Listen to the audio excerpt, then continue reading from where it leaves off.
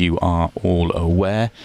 This is for a spot in the last 16. Simon Webb and Lewis Roberts with you for this one. Lewis, first time we commentated together this weekend. It's been, how are you? And good to see you. Yeah, not too bad. Obviously, commentating on Chris Manning beat me last night is a bit of a sickener, but sorry about that. Yeah, well, you know, you've had a habit. You did it to Scott Gillespie yesterday, didn't you? I did, yeah. But yeah, no, it should be a good game. This obviously, Chris played very well last night. Looks in good touch and good form. His break was working well, as we've just seen there as well. So yeah, I'm expecting a really good game between these two. Yeah, Chris turned up this weekend. He said he felt good. He felt really confident, and then it just didn't happen in event one at all. But he said he feels like he's flying really. So expecting a really high level from him.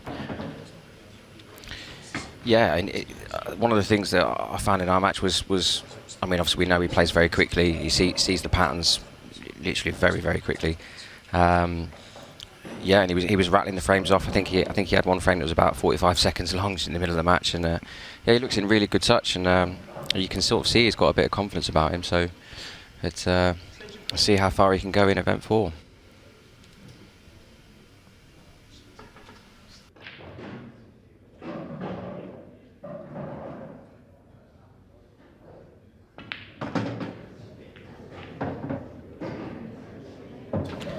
That shot's just gone wrong there. He wanted to come around and have that top yellow to come back down, so he's in a bit of trouble now. Yeah, I had the match that I didn't get to see any of your game, but I heard it was incredible, the level that you played at as well, and the level that he played at. I've heard that for both your matches this weekend. I feel like you've played unbelievably well and just come out on the wrong side of two real tough losses. Yeah, I feel a bit hard done by this weekend. It's just I came in feeling really good, but as we know with this game, you got to break well, and that's kind of cost me, and it's been frustrating because coming into the weekend my break was working really good. That was actually one area of my game where I felt comfortable and confident, and yeah, I just, you need 7 chances to win a match, and I haven't had 7 chances against Mellin or Cousins, so yeah, a little bit of a sickener, but that's the way it goes, and you just have to keep plodding along. I feel good, and I'll keep putting the work in, and hopefully I'll reap the reward soon. Yeah, I guess it's dealing with the losses. I think it's the hardest thing to do in the game, but also one of the most, well, maybe the most important thing. Yeah, I think whenever you lose a match, you've got to, even if you haven't done anything wrong, you know, I mean, obviously I've against Cousins I had 4 dry breaks, so at some point you have to sort of look at it and say, break needs work. You know, yeah. At this level you can't have that, and it was a bit harsh because I felt like I was hitting the break good. I wasn't sort of like miscuing it and getting bad contacts or bad timing. It was just not working. But there's always stuff to work on, and yeah, with all the losses, you've got to take the positives, but you've got to be honest with yourself and look at the areas where you've got to improve. Yeah, that's it. Always striving to improve. Lost a turn on the previous visit for Callum. That was just to give himself this opportunity. Doesn't have to go, but I'd be surprised if he doesn't.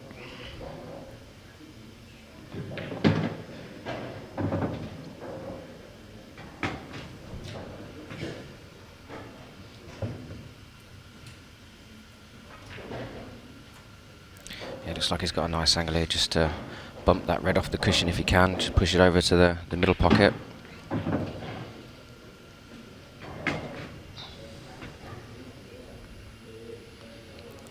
One on the left-hand side cushion, just needs to be careful with, make sure it gets nicely on it to be able to drop it in minimum of fuss. Yeah, he's going to want to get the cube nice and close. It's going to be important to have an angle. Doesn't want to land straight on it. He's got a couple more shots to navigate first.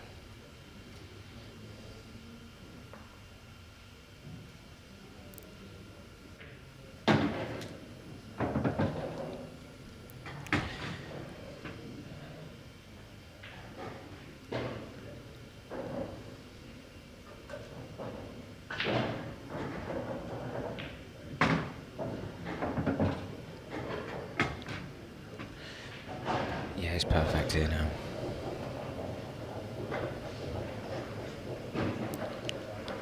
It's important to have a nice angle on it, so you've just got to float it down rather than having to punch it in. Just makes the shot a bit easier, hitting it with as least amount of pace as possible. Callum's looking good for the first frame. gone through this really nicely, isn't he? You know, it was one thing to have a nice open table like this, but there was a little bit of work in it. But he's just been spot on all the way through. Yeah, I always think it's nice to have clearances like this first frame. They're not dollies. You've got to do a little bit of work, but they're still fairly straightforward, and they settle you down really nicely. And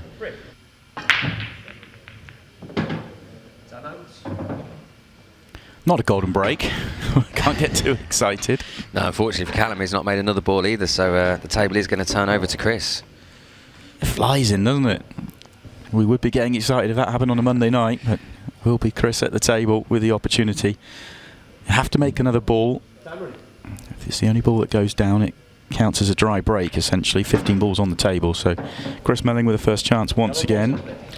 Yeah, and this is a lovely layout as well. No work to do. This is exactly what Callum didn't want, but Chris will be very happy to have a chance like this after the first frame.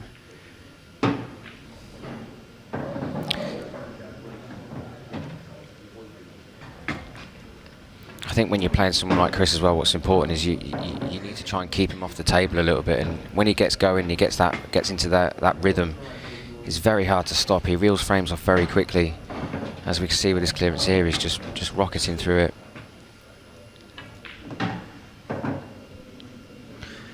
I did commentary on Chris Day and Sean Chipperfield the day before yesterday, and I said it's interesting when you play someone like Chippy how you can have probably 2/3 of the table time, but you can still be a few frames behind, and it's a similar scenario with Chris. He just gets through the frames so quickly. Yeah, when it's amazing. He just, once they're there and he's in position and he's in line, it's just tap, tap, tap, it's done.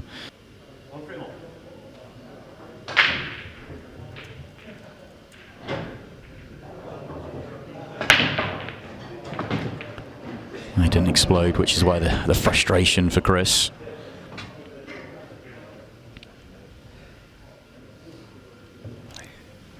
Yeah, he got the power into it, as we can see with the cue ball, but the ball's not just quite popping open for him.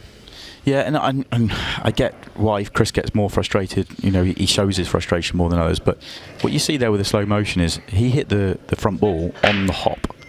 And that takes the power out. And from Chris's perspective, he's probably frustrated with the referee there. But if he watches that slow-mo, he'll see it himself. That is the connection. Yeah, you do. I think it's really important that when that cue ball hits that front ball, you need to be hitting it flush, full in the face, yeah. And it needs to be sort of on the bed of the table. If, like you say, if you catch it bouncing, you're taking probably 40% of the power out of it. And yeah, sort of, it landed, hit it, and went up, didn't it? So it was like caught it almost on the half volley. Yeah, I think it does take a lot, not just the power out of it, but obviously, like we said about the balls popping open. I think you lose that pop when you don't get that good connection. He's still making light work of this finish, though. I'm guessing he's going to look at developing the 8 ball. It doesn't look like it goes to the right middle.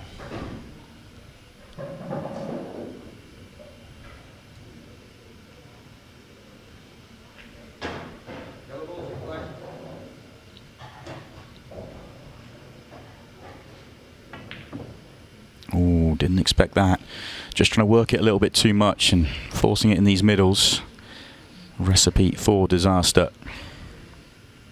Yeah, I think that sort of top red of the 2 near the 8 ball, I think Chris has decided it doesn't go, so he was looking to play down for the bottom one to play the red to the middle, and I think maybe the original pattern was to take the top one. I think he perhaps thought originally it went, but yellow's not bad here for Callum. He's going to be able to split this open now. That's not worked. He's in trouble here. Yeah, could he have topped that one through, do you think, maybe? Yeah, possibly. He's now going to have to find a shot here. You can only see one ball. Oh, can he see the one at the top of the table as well? Oh, he can. That helps. Yeah, he's got an opportunity for a good safety shot here. He's not quite got the cover, but he's put it in a good area.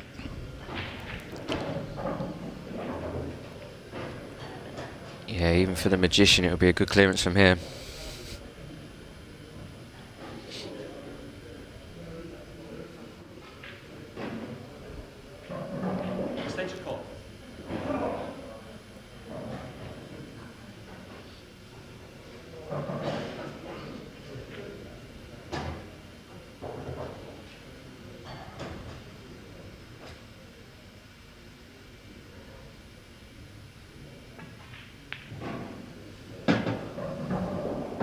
It's an excellent pot. What's he got up his sleeve then? What has he got up his sleeve? You get excited when it's Chris. You just never know. So he's, obviously the plant's just offset to the middle pocket, so he's going to try and hit the red to push the second red and try and get it in the middle. Wow, this is a tough shot. You see the side that he's putting on the cue ball. Oh wow, oh, he's overdone it. That's incredible. You're right, it was set to the low of the jaw, wasn't it? Set to low of the centre pocket, and he squeezed it so far. Yeah, that's hitting about the plant's about 2 inches down from the middle, so he's hit it on the other side just to push it over, and he's overdone it. Unbelievable.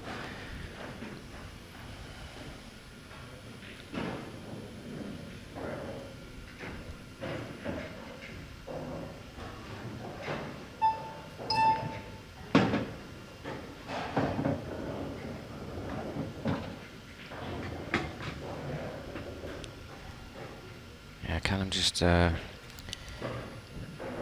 into there just to put this yellow into a better position. He would like to have been top side of it and got the bottom yellow out of the way. Oh, he can get through. There we go. He wanted to just slide by that, but it's still okay. Yellow over the top left is a get out for him.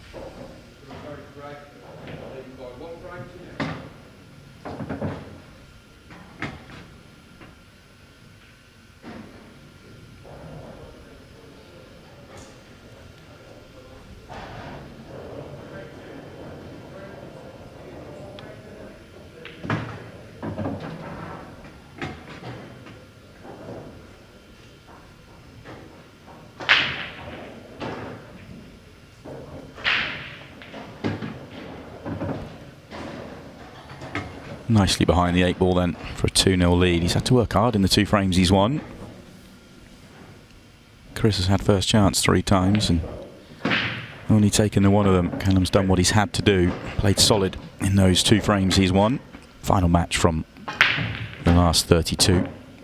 Stevie Dempsey, number 2 seeds, taking on Dylan Leary. That'll be on table 3 at 1:30 as well. And that's better for Callum Singleton.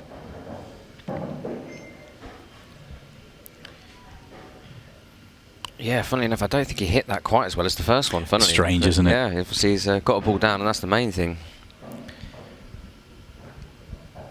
I think this is a big match for Callum. I know we've talked about him. He's been to a final. He's won the WEPF World Masters a few years ago. He's a very, very capable player. Top player. But when he played, he made the final of the Pro Series start of last season, and he lost to Chris Melling, and he was so disappointed with the level he played in that final. He's got so much respect for Chris. He's grown up watching him play and a lot of respect for him. And I think he was so disappointed to play at didn't play his game on the bigger stage against, somebody he grew up watching. And I think you put it into that context, it makes it quite a big match for Callum here to sort of, really show Chris what he's about and put one on him here. Yeah, I think definitely Callum will probably look at it as a bit of an opportunity to sort of set the record straight a little bit, like you say, and put a performance in that he would like to have done in that final. Yeah, we know how good Callum is in that, and it happens. Obviously that was his first Ultimate Pool final.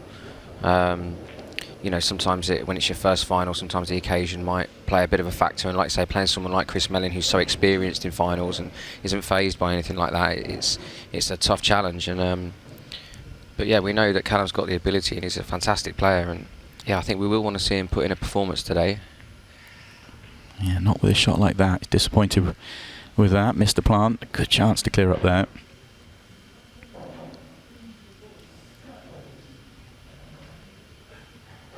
Yeah, I don't know if with those the ball that he's just played the plant, perhaps he could have left that, cleared the 2 reds at the top and left that, 'cause it would have gone once the 2 reds were clear, but just didn't quite make the plant there, and now Chris has got an opportunity to kick back.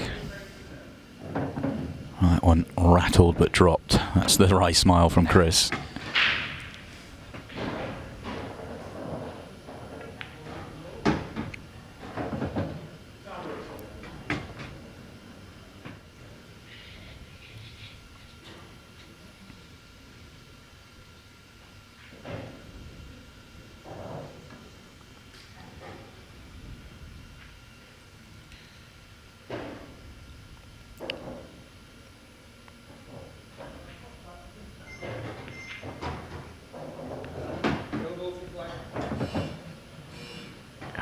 Oh, it's an angle on. Yeah, where he's got the cue there is where he wanted the cue ball, and he could have potted the yellow to the left middle and just bumped the 8 ball into a better position. But he's landed a bit straight on it as it is, so he's going to have to do a bit of a reroute.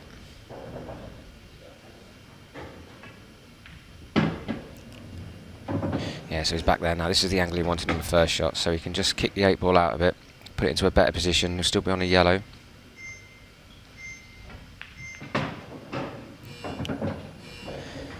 Not ideal. No, he needed full of contact, didn't he? Can he see the? If he sees the one nearest the pocket, it's fine, but I don't think he can. Yeah, full of contact would have kept the cue ball, and he had seen the lower yellow comfortably, and I'm guessing he can't see it. No, he would have played it already, wouldn't he? Because it would just be a stop shot and leave you the perfect angle just to track up, take a top right and track the cue ball. So trying to clip the one he's nearest to back to bottom right. Yeah, cue ball's going to be moving a bit on this one. Would he come round off 3? Or is he going to hold it?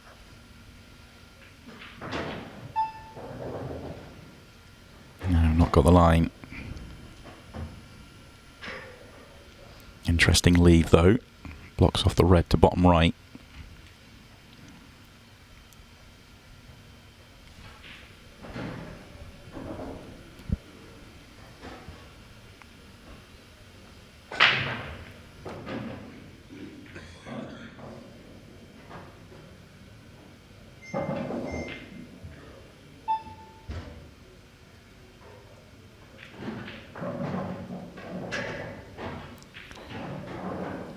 Callum just turning the table over there to Chris.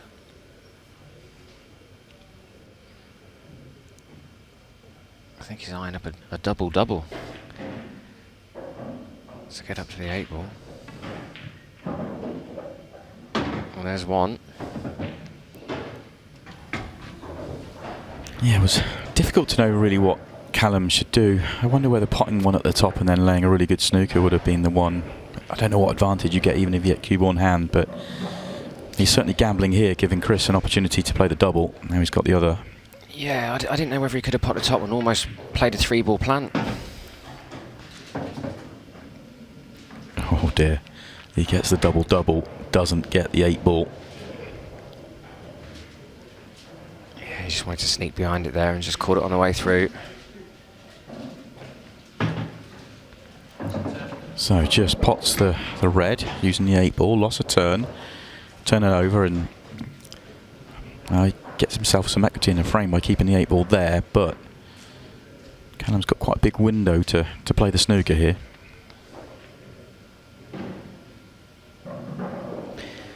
I think, would you be tempted to even play the cue ball down and leave Chris the edge of the 8 ball, force him to move it? Yeah, possibly. Try and make it as awkward as possible to come off the bottom cushion and get that full ball. Yeah, and he has done exactly what you said, left in the edge. I mean, what Chris is going to try here, obviously he's going to try, he wants to come around, make contact with the 8 ball, make sure he hits the cushion and leave the cue ball behind it if he can. Well, he's eyeing up the potting angle there. There's not much room for the potting angle. No, there's not a lot at all. Got to be careful not to hit red first and then pot the 8. Oh, he found the potting angle. Just went straight in. It doesn't really help Callum though. Cue ball in hand, he's still in a bad spot. I think, yeah, I think I'd be sending a red up that end of the table and snookering again. Do you get more nervous when you're playing Chris Melling in this situation than other players? Just because he's got so much form for the miraculous? No, I think you still have to. I think the right shot's still the right shot. Yeah. But it's just that maybe if you get someone like Chris in the snooker, he's probably more likely to get out of it. I think personally, I would just accept that as the risk because it's still the right shot. Right shot's the right shot. Doesn't matter if it's Chris or not. Not sure if Callum just slightly overhit that shot. I think he'd love to have had that red just that touch higher. Yeah, he'd love to have gone. So then, if he did get ball in hand again, he could have used that to break the red out. Close. but it's on repeat. On repeat. Chris can't quite work it out. But it's, as you say, he's got to watch hitting the red and then potting the 8 ball, so he's got to be very careful with that. So he's almost going about it quite gingerly, but keeps missing it just on the high side. Yeah, and this is the scenario where if Callum could have kept that red in play on his last shot, he'd have been using it now to break out, but he's going to put it back in a position where if he does manage to get ball in hand, I think where he's going to put the cue ball now is probably less likely to get ball in hand though. Oh, has he tied that up? Yeah, maybe if it stops half a turn short of where it is now, it's a lot easier for him if he gets ball in hand. But yeah, as you say, you don't expect Chris to not too fouled here. You expect him to get out of this snooker now. Yeah, and I think if Chris side cushion, if he just makes contact with the 8 ball full ball, almost puts it back where it is. Especially if he just moves the red enough that the 8 ball might squeeze in or something, and he could have an advantage. But he's going more than the 1. He's got it this time. That's excellent. What a shot. Can Callum pinch that pocket and develop the red? A cannon on the red or the 8 ball's fine here. Yep, there we go. Little bounce and he's all good. Yeah, all well worked out from Cannon. Yeah, I think you do have a point there. I think when you're in that scenario, you don't want to give your opponent too many chances at making a shot or something happening. And especially, like you say, especially when it is someone like Mellin, the right shot is still the right shot. But I think you don't want to give your opponent too many chances at pulling something off.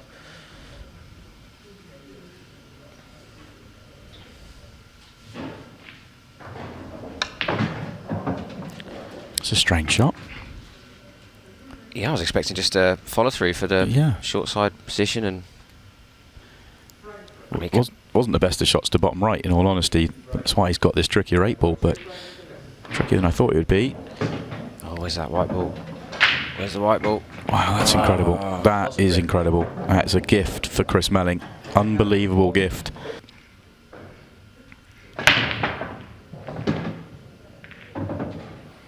Be interesting to see the replay here, because he got the same sort of bounce, same sort of power as the previous hit, but where does it contact the pack?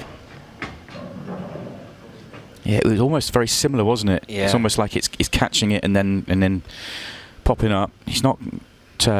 Sometimes that can generate a huge amount of power, but it does depend on where and how you catch the pack. It's interesting because Chris, he generates that bounce from hitting quite low on the cue ball. He's not sort of like middle of the white, and he's very low, and. But yeah, he's even though he got the bounce, he got the balls moving on it, and he does look. We know how good Chris is anyway, but obviously when his break's working and he's making balls off every break, then it's going to be really tough to beat.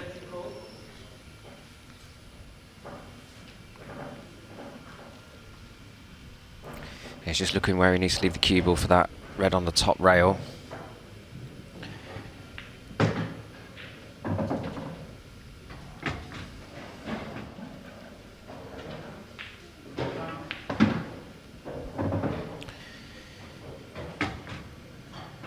I think the shot before he wanted to play on the top rail, he came too far, so he's tried to get back on it there and played it with a bit of check, and it didn't kick in as much as what he thought, and now he's got a little bit of a problem. He just looks at that yellow on the right hand side in the middle. He's going to use that as a stopper, I think.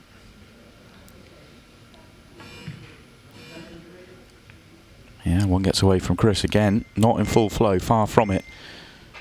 He could have done this yesterday against me. Yeah, I do feel bad that you're here commentating on this.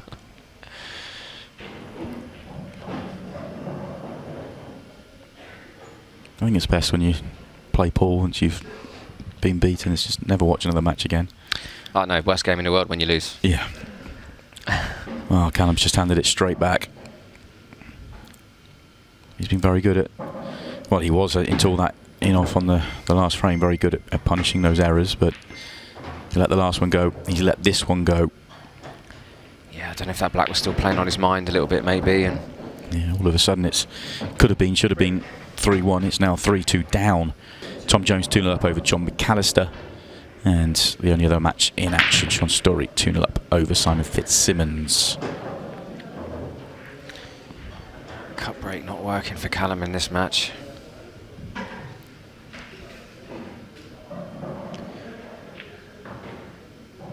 Yeah, I thought he was going to be horrible and off for a minute. But does get stopped. That's where the good news ends.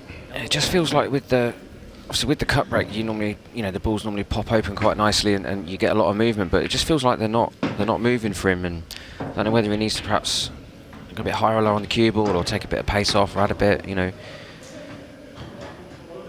It's difficult with the break, isn't it? 'Cause when it's not working, at what point do you say, right, I need to change it? I need to move the cue ball, or yeah. Do you go on quality and how they're reacting and how you're hitting them, or do you go on results? I don't. The problem is if you hit it good and you get the balls moving, it's hard to change because you are getting the movement with the balls. Yeah. If they're sticking and they're not going, then I think that's when you have to say, yeah, I need to change something. But yeah, it's difficult to know because when you do move the cue ball, if you'd kept it where it was, would you have pied one? Yeah. You just don't know. What we do know is it's handed Chris a good chance here, and he's going through these nicely. This wasn't as wide open as he's made it look. He's had to really pick it apart. Yeah, he's picked the pattern really nicely here.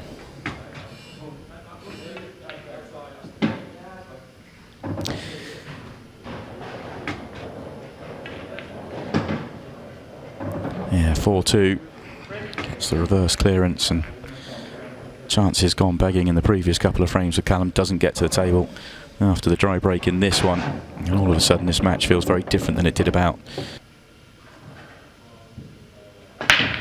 No, this time much more flush. Best break as well. Yeah, and the layout's come out perfect for him. Yeah, and I think that the movement of the balls was much better as well, wasn't it, for keeping the cue ball flatter. Yeah, straight down to work. First shot's gone wrong though. Yeah, I think he'd have that one back, wouldn't he?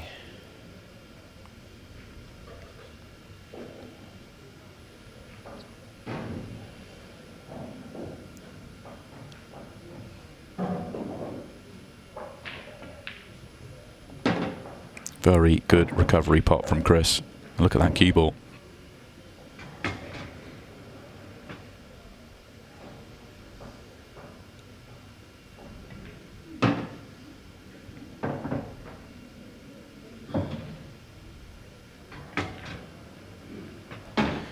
Yeah, straight back into position. And another quick frame.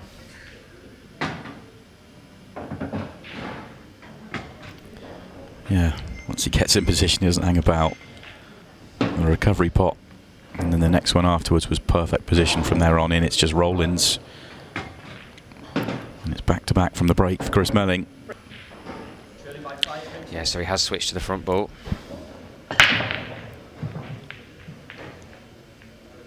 Oh, it's going to be dry for him.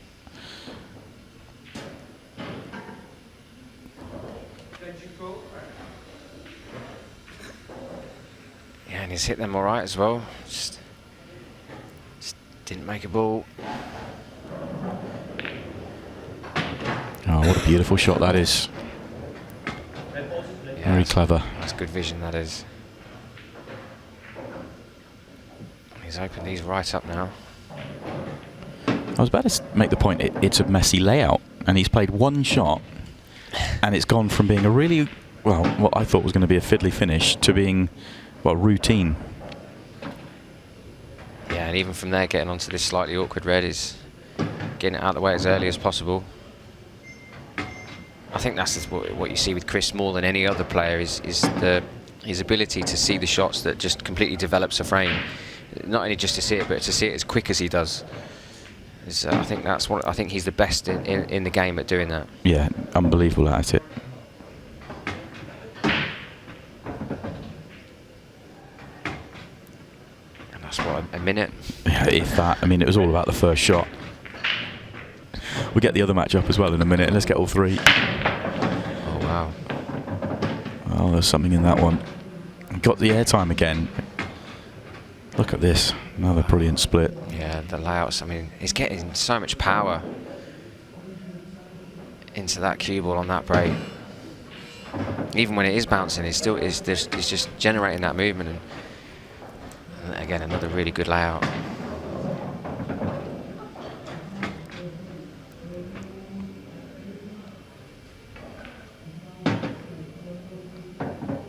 Oh, is he on the next ball? I thought that was going to be. I thought we were about 15 seconds away from the match ending. Possibly not. Yeah, that's a careless one. Thought for a second he was still going to be on the one to top right, but he's not there.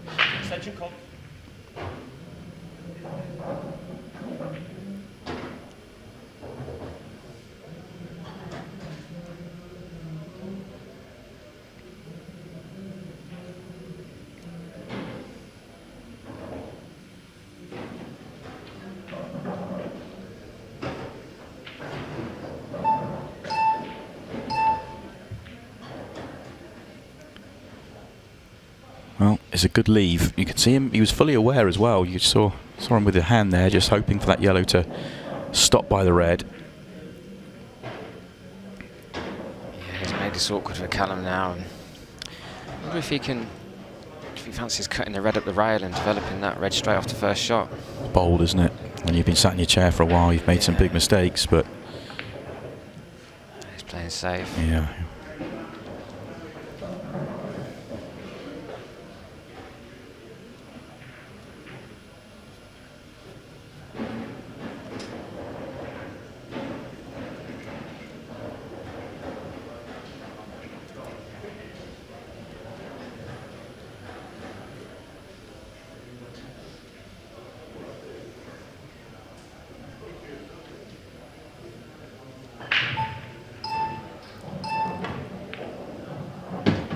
What a shot that is.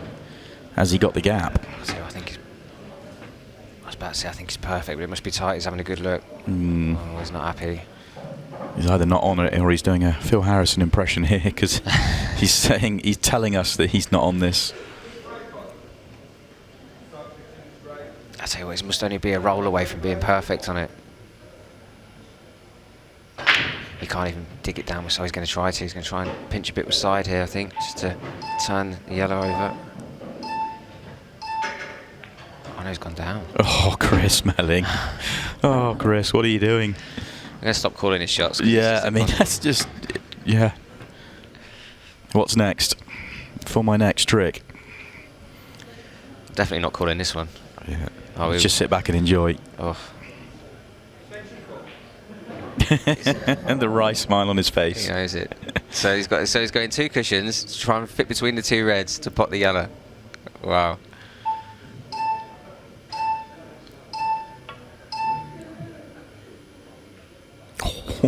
Oh, no.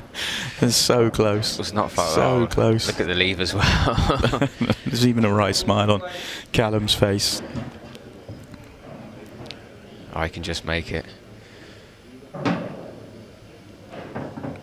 Joking aside, though, Callum here, he's got an opportunity. He's got a counter here. Obviously, he's on the edge here at 6-2 down, race to 7. But if he can find the counter here, and he should, he's not going to do it in one visit. But he needs that red to keep going. It has. But then he's got the next break. If he can start to find some positivity, make Chris be 6-4 and make him think about things. Yeah, definitely. You've still got to keep going, haven't you? Because you never know. Even though obviously the chances for Callum in this match are very slim now, you've still got to keep going because you never know. Obviously, Chris has made a couple of errors in this match. He's not been perfect. So if you can, like you say, if Callum can take this frame, break addition next one to make it 6-4, you never know. Well, he hasn't got the snooker, which I thought he had. Oh, Chris Melling. Another special. Oh, that is incredible. What a shot. If you're going to snooker Chris Melling, you have to snooker him. You cannot give him those looks. What an amazing shot. And the 8-ball to match.